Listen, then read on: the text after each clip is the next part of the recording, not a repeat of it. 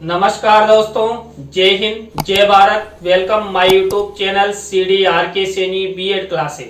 हम अध्ययन कर रहे हैं जेंडर, विद्यालय और समाज। इस पेपर के अंतर्गत आज की लाइव क्लास में हम हिंसाओं को प्रचार प्रसारित करने वाले मुख्य अभिकरण कौन कौन से हैं।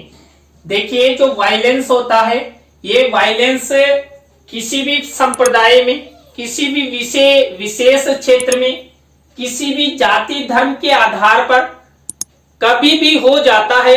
तो ये वायलेंस होने के मुख्य अभिकरण कौन कौन से हैं, हमारे समाजों में वायलेंस क्यों होता है, इसके कौन कौन से ऐसे साधन अभिकरण जो हिंसा को प्रचार प्रसारित करने में बहुत ही ज्यादा भूमिका निभाते हैं। तो इन सब के बारे में हम चर्चा करेंगे। तो आप सब बने रहें हमारे साथ, हमारे YouTube चैनल के साथ। और यदि आप हमारे YouTube चैनल पर पहली बार आए हैं तो हमारे YouTube चैनल को सब्सक्राइब करें और पास ही बने बेल आइकन के बटन को जरूर दबा देवे, जिससे हमारे द्वारा जब भी कोई वीडियो अपलोड किया जाता है या लाइव क्लास चलाई जाती है तो उनके नोटिफिकेशन आपको मिल सके और आप अच्छा अधिगम करते हुए आपको अच्छा क्रेडिट मिले और आप अच्छा क्रेडिट प्राप्त करते हुए अपना फ्यूचर निर्माण कर सके। तो आइए देखते हैं हिंसाओं को प्रचार प्रसारित करने वाले मुख्य अभिकरण। देखिए, सबसे पहला अभिकरण है यहाँ पर बालकों का जो प्रारंभिक जीवन होता है, इससे ही हिंसा का जन्म हो जाता है। देखिए, प्रारंभिक अवस्था में बालक वीडियो गेम खेलते हैं। अब वीडियो गेम खेलते हैं तो वीडियो गेम कई प्रकार के होते हैं। आपने पबजी का नाम सुना है।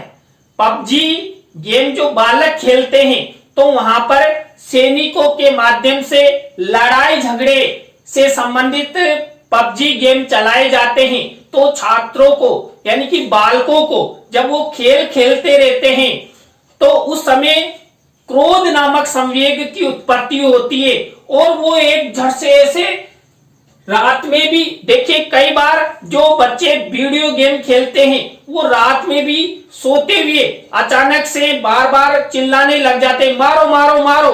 तो देखिए यहाँ पर उनके मन में जो वीडियो गेम है, उन वीडियो गेम्स के द्वारा कई प्रकार की हिंसाओं का जन्म होता है, यानी कई प्रकार के संवेग उत्पन्न होते हैं और वही संवेग एक दिन किसमें परिवर्तित हो जाते हैं, वो संवेग हिंसाओं में परिवर्तित हो जाते हैं। कई बार आपने देखा है, सुना है, कई छात्र अपने अध्यापकों के साथ, अपने माता पिता के साथ कई प्रकार की अनहोनी घटना कर देते हैं, यानी हिंसा कर देते हैं। तो ये सब हिंसाएं उन्हें कैसे सीखते हैं, ये सब हिंसाएं वीडियो गेम के माध्यम से हिंसाएं सीखते हैं, क्योंकि वहां पर बंदूक चलाना और बंदूक के द्वारा किसी अन्य व्यक्ति को मारना दिखाया जाता है। तो इससे बालकों में जो हिंसा है, हिंसा की प्रवृत्ति जन्म लेती है। इसके बाद मूवी, हम देखिए जो मूवीज देखते हैं, फिल्में देखते हैं, उन फिल्मों में कई प्रकार की हिंसाओं के दृश्य दिखाए जाते हैं। अब वो दृश्य सकारात्मक भी होते हैं और नकारात्मक भी होते हैं। मूवीज के माध्यम से चाहे बालक हो या बालिका हो या व्यक्ति हो, सब उन फिल्मों को देखकर उनका अनुसरण करते हैं और यदि वो हिंसा से संबंधित दृश्यों को देखते हैं कि किस तरह हिंसा की जाती है, किस तरह इस व्यक्ति ने जो फिल्म में दृश्य दिखाया गया वहां किसके द्वारा कैसे उसने कुकृत्य किया, तो उसके बारे में मूवीज के माध्यम से बालक बालिकाओं को, व्यक्तियों को जानकारी होती है, वो समझते हैं और एक दिन वो क्या करते हैं, जैसा फिल्म में दृश्य उन्होंने देखा वैसे ही प्रत्यक्ष रूप में वो ऐसी घटनाएं, ऐसी हिंसाओं को जन्म दे देते हैं। देखिए, आप कई तरह के क्राइम जो नाटक देखते हैं, मूवीज देखते हैं, उनमें क्राइम करने से लेकर उससे बचने तक के उपाय बताए जाते हैं। तो जो प्रत्यक्ष मानव जीवन में कई प्रकार के जो हिंसाएं होती है, उन सब हिंसाओं को करने और उनसे बचाव के तरीके भी मूवीज के माध्यम से मिलते हैं, तो यहाँ पर मूवीज भी एक हिंसा को प्रचार प्रसारित करने का अभिकरण है, साधन है। इसके द्वारा हमारे वैश्विक समाज में हिंसाएं बढ़ती है, घटती नहीं है। देखिए यहाँ पर जितने भी हम अभिकरण पढ़ेंगे उन अभिकरणों में हिंसा को रोकने का प्रयास कम होता है, जबकि प्रचार प्रसारित करने का मुख्य मकसद अधिक होता है। और उन सब के माध्यम से लोग उन हिंसाओं के बारे में जानते हैं, समझते हैं और समाज में हिंसाओं को फैलाते हैं। इसके बाद दूरदर्शन, देखिए हम दूरदर्शन पर कई प्रकार की हिंसाओं से संबंधित सूचनाएं प्राप्त करते हैं और दूरदर्शन पर जो हिंसा संबंधी हमें जानकारी मिलती है वो प्रत्यक्ष रूप से चित्र के माध्यम से, वीडियो के माध्यम से हमें मिलती है। और उन दूरदर्शन पर हिंसाओं से संबंधित जो वीडियो हमें दिखाए जाते हैं उन सब वीडियो को देखकर व्यक्ति, समुदाय, जाति, वर्ग, धर्मों में अपने आप ही हिंसा जागृत हो जाती है कि उस व्यक्ति ने, उस समाज ने हमारे समाज के लोगों के साथ ऐसा किया है, या फला जाति के लोगों ने हमारी जाति के लोगों के साथ ऐसी हिंसाएं की है। तो यहाँ पर दूरदर्शन पर हिंसाओं के दृश्य दिखाने से और अधिक हिंसा जागृत होती है। कभी भी दूरदर्शन पर हिंसाओं से संबंधित परिदृश्य दिखाने से हिंसा कम नहीं होती है, जबकि लोगों में आक्रोश बढ़ता है और वही आक्रोश हिंसाओं में परिवर्तित हो जाता है।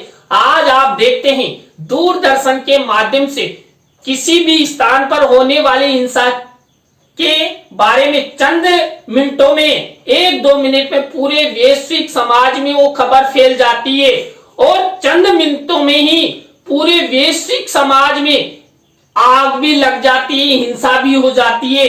तो उसका कारण है दूरदर्शन।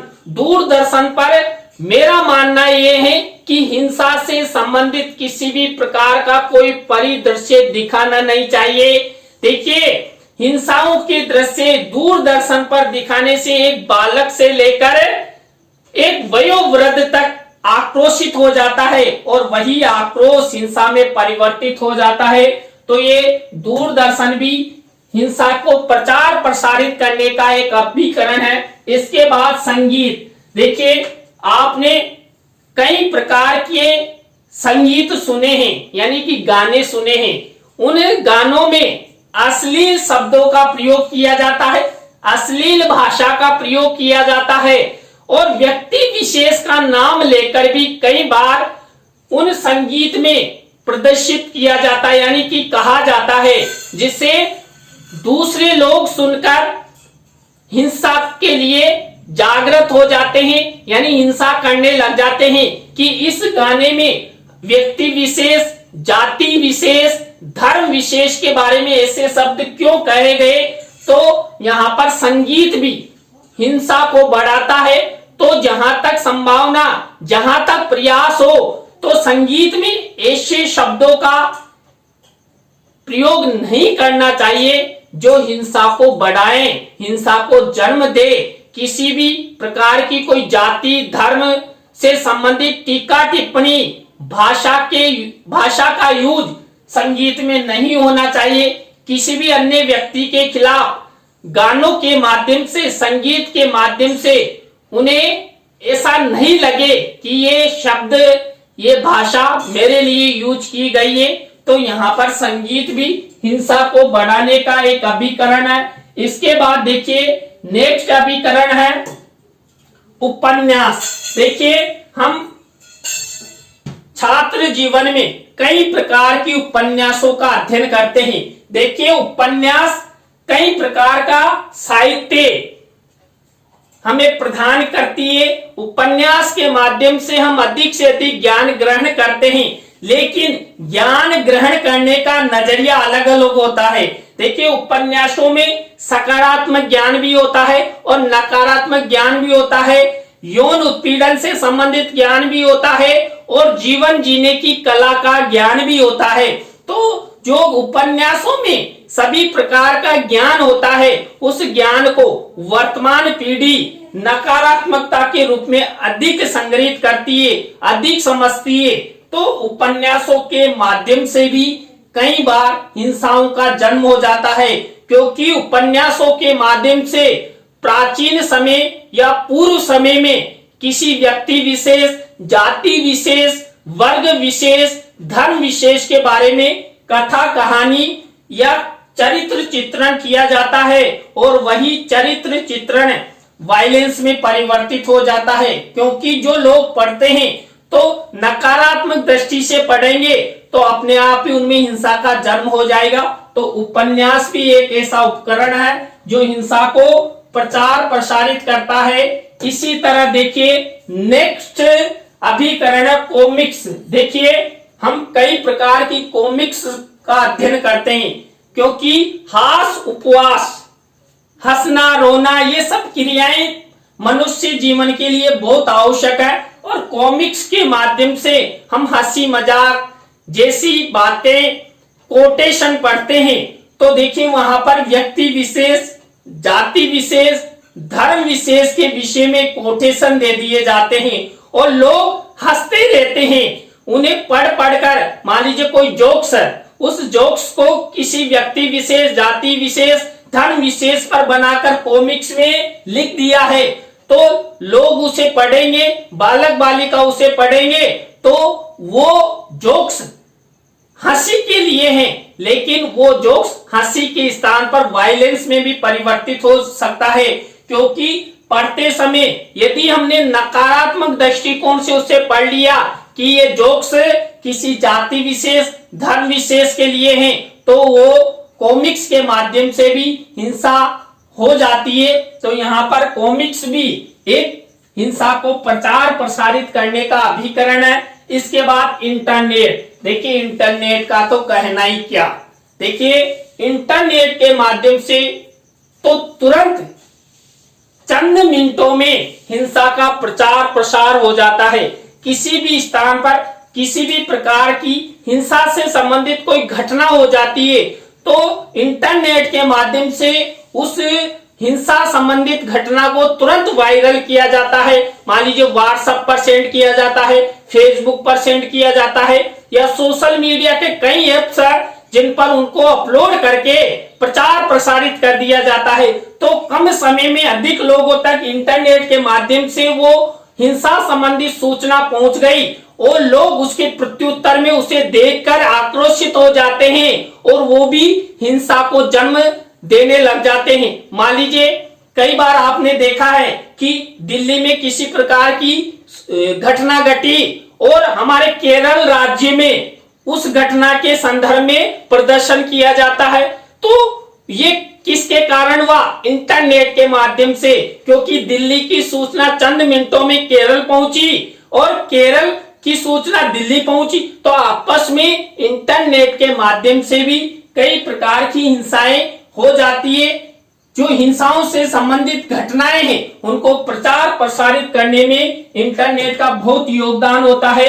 इसके बाद देखिए गीत। हमने संगीत के बारे में आपको बताया था।